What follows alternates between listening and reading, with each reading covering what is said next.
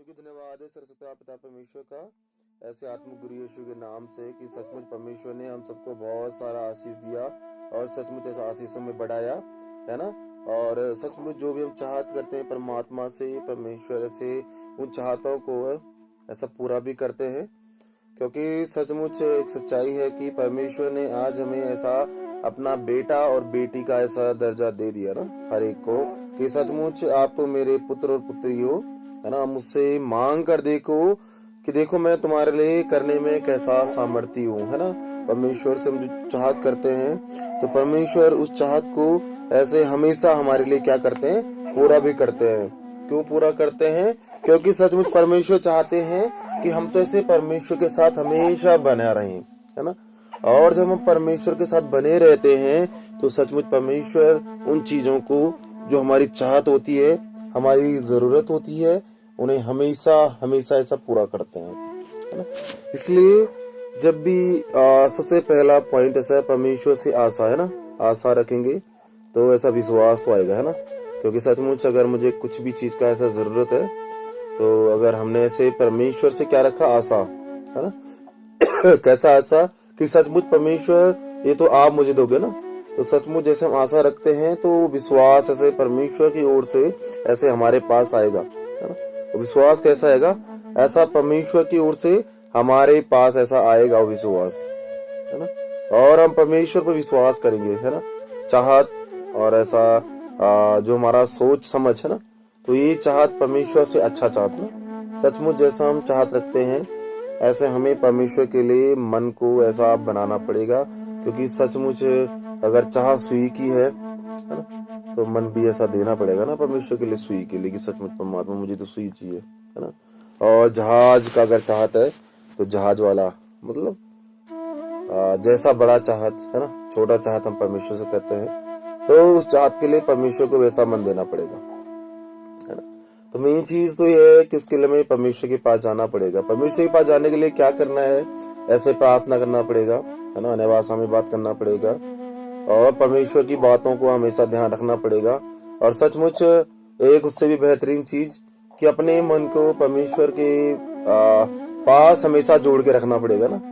और उस गाड़ी में जो अच्छे मन की गाड़ी है परमेश्वर के लिए, उस गाड़ी में हमें क्या होना पड़ेगा?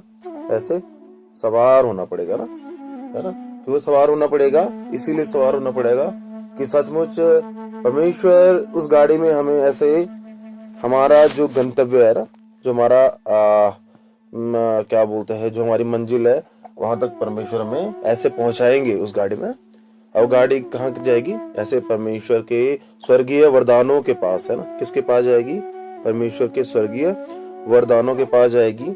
कि सचमुच हमें तो परमेश्वर के स्वर्गीय वरदानों को चखना है, क्योंकि परमेश्वर ने वो स्वर्गीय वरदान हमारे लिए कैसे बनाए हैं? बहुत भले भले, है ना।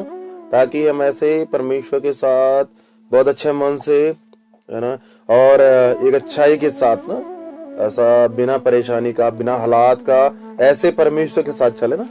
तो ऐसे ही उन स्वर्गीय वरदानों के लिए हमें ऐसा परमेश्वर के पास तो जाना पड़ेगा ना। और परमेश्वर के पास जाने के लिए आपको बता दिया ऐसा प्रार्थना निवासा, वो भी अच्छे मन से, ऐसा नहीं कि मन अलग हो गया और बात तो परमेश्वर से करे, नहीं, एक अच्छे मन से कि सचमुच ऐसा प्यार, प्रेम, मेल और मिलाप हर एक के लिए पहले सोचना पड़ेगा, है ना। क्योंकि सचमुच ये तो संसार है और हम लोग तो ऐसा आत्मिक लोग हैं। और संसार का तो ऐसा है कि पूरा संसार क्या सोचता है वो अलग चीज हो जाता है ना। लेकिन हम आत्मिक लोग क्या परमेश्वर के लिए सोचते हैं, संसारिक लोगों के लिए सोचते हैं, आत्मिक लोगों के लिए सोचते हैं, वो मैटर करता है, वो निर्भर करता है ना, हमारी उन्नति और आशीष पे, है ना।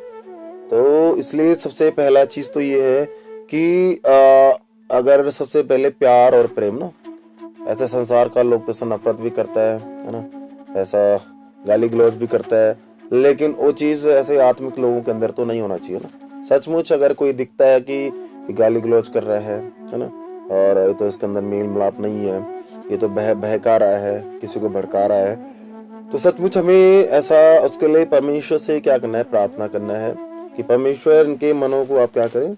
बहुत अच्छा ना, अच्छा तो नहीं, क्या करेंगे? बहुत अच्छा ऐसे परमेश्वर करेंगे। तो सचमुच क्योंकि परमेश्वर तो हमारे मुंह के फल के क्या है? ऐसे सृजनहार हैं बोले तो, जो हम परमेश्वर से कहते हैं। परमेश्वर उन चीजों को हमारे सामने प्रकट करने में क्या है, सामर्थ्य है ना। तो सचमुच परमेश्वर का बहुत बहुत धन्यवाद है कि परमेश्वर ने हमें चुना, है ना। क्योंकि ऐसे शास्त्रों में लिखा है ना कि बुलाए गए तो बहुत सारा है ना, बहुत सारा, एक तो नहीं है, बहुत सारा है बुलाए गए, लेकिन सचमुच चुने गए तो बहुत थोड़े है ना। और वो कब चुने जाते हैं, जब हमने मन के अनुसार चलते हैं ना। क्योंकि बहुत सारे तो परमेश्वर के पास बहुत सारे लोग आते हैं, लेकिन सचमुच कुछ लोग ऐसे लाभ लेते हैं, उसके बाद चले जाते हैं, उसके बाद फिर हालातों में, है ना। और जैसे परेशानी है, फिर तो ऐसे परमेश्वर के पास आए, परमेश्वर ने परेशानियों को, हालातों को ऐसे गायब कर दिया, लेकिन उसके कुछ टाइम बाद ही वो क्या करना शुरू कर जाते हैं, ऐसे मूव ऑन करना शुरू कर जाते हैं ना। फिर वो परमेश्वर से ऐसे चाहत नहीं करते, परमेश्वर की बातों को नहीं मानते, है ना। तो वो किस में से नहीं होते हैं, चुने गए में से नहीं होते हैं, बुलाए गए में से होती है कि सचमुच तो कुछ समय के लिए तो आते हैं, लेकिन उसके बाद फिर से क्या हो जाते हैं, ऐसे गायब हो जाते हैं ना, है ना, क्या हो जाते हैं, गायब हो जाते हैं। तो हमें उनमें से तो नहीं बनना, है ना। हम लोग ऐसा चाहत करेंगे कि सचमुच परमात्मा हम तो बुलाए गए नहीं है, लेकिन हम तो क्या है, चुने गए हैं, है ना। सचमुच खाली बुलाने वाले हम नहीं है परमात्मा, कि आपने बुलाया और हमने इस्तेमाल किया, उसके बाद चले गए। हम तो ऐसे है कि सचमुच आपने बुलाया भी है और सचमुच आपने हमें चुना भी है। कब तक के लिए, जब तक हमारा सांस ऐसा चलता रहे ना, और तब तक हम आपके कामों को ऐसा करते रहे, ऐसे आपके कामों में बढ़ते रहे। सचमुच जो ऐसा चाहत परमेश्वर का हमसे है, उन चाहत को हम ऐसा पूरा करें ना, और ऐसा हम चाहते हैं। ऐसे हम सबके सब ऐसे क्या रखेंगे, परमेश्वर से चाहत रखेंगे कि परमात्मा जो भी काम में आप ऐसा हमको यूज करना चाहते हो, उन कामों में यूज करो, है ना। लेकिन वो भी परमेश्वर तभी करेंगे जब सचमुच में हम ऐसे अपने मन को पूरे रूप से परमेश्वर के पास देंगे कि सचमुच परमात्मा मेरे सर के बाल से लेकर पैर के नाखून तक, है ना, अंतरात्मा के मन से लेकर सांस से लेकर आत्मा से लेकर हर चीज किसका है, आपके नाम के लिए है ना। जैसे यीशु मसीह जी थे ना, कि सचमुच जब ऐसे कुर्बान होने का समय आया तो सर पर कांटे हैं, है ना, ऐसा दिख रहा है कि हमें सूली चढ़ना है, मुझे तो मरना है, लेकिन किसको सौंपा था पूरा शरीर, आत्मा, प्राण किसको सौंप दिया था, परमेश्वर को। तो जो परमेश्वर को सौंपा, तो आज ऐसे आज हम मसीह को गुरु मानते हैं। क्यों गुरु मानते हैं, क्योंकि सचमुच एक अच्छे भाव से, है ना, निष्पक्ष भाव जिसे हम कहते हैं, जिसमें कोई पक्ष नहीं था, कुछ नहीं था, सचमुच ऐसे परमेश्वर के पास उन चीजों को रख के ना, कि सचमुच पिताजी जो आपका योजना है, मैं तो उसी पर क्या रहूंगा, खरा, है ना। और जैसा आप कहोगे मैं तो वैसे ही ऐसे आपके कामों को क्या करूंगा, प्रकट करूंगा। तो सचमुच यीशु मसीह तो ऐसे मर भी गए और ऐसे 3 दिन बाद क्या हो गया, जीवित भी हुआ ना। तो सचमुच जितने लोगों ने मरते हुए देखा, उन्होंने जीवित होते हुए देखा ना, लेकिन यीशु मसीह तो परमेश्वर का पुत्र था, है ना। और सचमुच यीशु मसीह जी पुत्र थे और ऐसे अधिकारी भी थे पूरे दुनिया का, है ना। हर एक सामर्थ्य उनके पास था कि सचमुच अगर वो परमेश्वर को ऐसे कहते हैं कि नहीं मुझे नहीं मानना, लेकिन उन्होंने तो ऐसा नहीं कहा। क्यों नहीं कहा, क्योंकि वो चाहते थे कि परमात्मा मेरी इच्छा से ज्यादा जरूरी है आपकी इच्छा का पूरा होना, है ना। तो अपनी इच्छा उन्होंने किसकी इच्छा बना दी, परमेश्वर की इच्छा बना दी। किसकी इच्छा बना दी, परमेश्वर की इच्छा बना दी, है ना। तो इसलिए हमें हमेशा ये चीज ध्यान रखना पड़ेगा कि सचमुच जो ऐसे जब हम परमेश्वर की इच्छा को अपनी इच्छा बनाते हैं, तो परमेश्वर क्या करते हैं, क्या करा परमेश्वर ने, ऐसा तो नहीं करा कि यीशु मसीह जिस दिन मर गए उसके बाद हम उनको जानते ही नहीं। परमेश्वर ने क्या कर दिया, जब वो ऐसे उनका डेथ हो गया, वो मर गए, उसके 3 दिन 3 रात बाद ऐसे जीवित हुए, तो सचमुच में परमेश्वर ने एक नया सामर्थ, है ना, हम सबके लिए उनके पास दिया। ऐसे अंगीकार का सामर्थ ना, जैसे हमने उनको गुरु मानकर ऐसे अंगीकार किया, तो सचमुच आज तो परमेश्वर ने हमारे मुंह से भी क्या करना शुरू कर दिया, काम करना शुरू कर दिया। और सचमुच परमेश्वर ने आज हमें हर एक चीज क्या बना दिया, ऐसा डॉक्टर भी बना दिया, है ना। कोई भी हालात, कोई भी परेशानी हमारे सामने आता है, वैसे परमेश्वर ने उसको गायब करने का ऐसा सामर्थ हमको दे दिया, है ना। इसलिए हमें उस सामर्थ का क्या करना है, ऐसा इस्तेमाल, यूज करना है। क्योंकि परमेश्वर ने उस सामर्थ्य से संभालने के लिए नहीं दिया, किस चीज के लिए दिया, यूज करने के लिए, कि सचमुच मेरा बेटा और बेटी इस सामर्थ्य क्या करेगा, ऐसा यूज करेगा, है ना। और जब हम परमेश्वर के सामर्थ्य को यूज करेंगे तो उसे क्या होएगा, ऐसे परमेश्वर का महिमा, है ना। और महिमा तो एक जगह पर नहीं होगा, संसार के कोने कोने में ऐसा परमेश्वर का क्या होएगा, महिमा होएगा ना। तो सचमुच उस चाहत के लिए हमें परमेश्वर से बात करना पड़ेगा ना, है ना, कि परमात्मा मेरा चाहत तो ये है और आप कैसे इस चाहत को पूरा करोगे, है ना। वो तो हम नहीं जानते, लेकिन हम तो खाली क्या करेंगे, परमेश्वर से प्रार्थना ना, और परमेश्वर को क्या देंगे, ऐसा मन देंगे। और परमेश्वर तो जानते हैं कि मेरे को अपना बेटा और बेटा का चाहत का पूरा करना, क्योंकि सचमुच है ना, जैसे हमारे बच्चे भी हैं, तो हम अपने बच्चों को ऐसा 500 का नोट तो एकदम पे नहीं देंगे, 2000 का एक साथ नहीं देंगे, है ना। देखते हैं ना उसकी उम्र है ना, कि अभी तो 2 साल का है, तभी अभी 5 साल का है, तभी ठीक है, 10 रुपए ठीक है, 50 ठीक है ना, 50 से ज्यादा तो कोई नहीं देता, मैक्सिमम 100 रुपीज देते हैं, लेकिन 500 तो कोई नहीं देता ना, क्योंकि सचमुच हमें भी इतना समझ है कि अगर 500 देंगे तो ये तो कहीं खो सकता है ना। और इसका जरूरत भी नहीं है इस समय तो 500 का, अभी जरूरत है 10 15 20 50 का, है ना। ठीक है, अपने लिए कुछ लेंगे खाएंगे, तो 10 15 20 50 बहुत है 5 साल के, है ना। जब 10 साल का होएगा तो ऐसा सोचते हैं कि चलो ठीक है, अब तो थोड़ा बड़ा हो गया, तब उसको 100 रुपए देते हैं ना। और सचमुच ऐसे जब बड़ा बड़ा होता है तो ऐसा उसकी चाहत के अनुसार हम उसको ऐसा पैसा भी देते हैं, कपड़े भी देते हैं, क्योंकि पहले तो छोटे कपड़े पहनता है, थोड़ा बड़ा होता है थोड़े बड़े कपड़े पहनता है, थोड़े बड़े जूते पहनता है, हर एक चीज क्या होता है, चेंज होता रहता है ना। तो जब उसका जरूरत होता है, उसकी जरूरत के हिसाब से हम उसके लिए कपड़े भी लाते हैं, उसे पैसे भी देते हैं, और उसके लिए खाना और भोजन भी तैयार करते हैं ना। तो सचमुच उसी प्रकार से परमेश्वर भी हमें, है ना, ऐसा नहीं कह रहा हूं कि बड़ा होने पे नहीं, बड़ा नहीं, पर जब हमारा जरूरत होएगा तो हमारा पिताजी तो ऐसे सामर्थ्य हैं और सचमुच उन चीजों को हमें देंगे, क्योंकि this one is my own practical, है ना। ऐसा नहीं है कि जब हमने खुद प्रैक्टिकल नहीं करा, किसी और से सुना, ऐसा नहीं, क्योंकि सचमुच परमेश्वर तो आपको तब सिखाते हैं ज्यादा जब आप खुद परमेश्वर के साथ प्रैक्टिकल करना क्या करते हैं, शुरू करते हैं। और जैसे हम परमेश्वर के साथ ऐसे प्रैक्टिकल करना शुरू करते हैं तो परमेश्वर अपनी नई नई कामों को, नई नई बातों को आपके द्वारा ऐसे संसार में प्रकट भी करते हैं, है ना। और सचमुच परमेश्वर तो इन चीजों को ऐसे आपके सामने प्रकट करने के लिए हमेशा हमेशा के लिए क्या है, तैयार है ना। क्योंकि परमेश्वर तो हमसे चाहत करते हैं, क्या चाहत करते हैं कि सचमुच मेरा बेटा और बेटा हमेशा क्या रहे, खुश रहे ना, मेरी बेटा बेटी हमेशा हमसे खुश रहे।